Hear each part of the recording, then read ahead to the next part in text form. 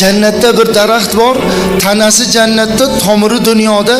Kim agar uni tomiriga chirmashadigan bo'lsa, jannati bo'lmasdan qolmaydi.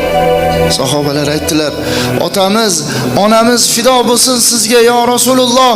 Tanasi jannatda-yu, tomiri dunyoda bo'lgan u daraxtning nomi nima?" dedilar. "Silai rahim" dedilar.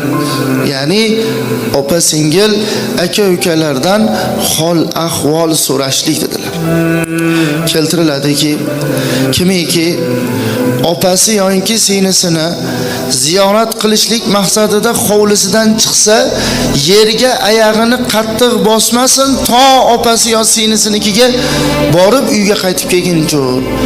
Nimaga deyilsa, chunki u niyatiga qarab farishtalar uni oyog'ini ostiga qanotlarini solib turadilar. Agar oyog'ini yerga qattiq bossa, farishtalarning qanotiga ozor berib qo'ymasin dedi. Ziyorat qilguvchi yerni bosmasdan farishtani qanotini bosib borib ziyorat qilib kelar ekanda.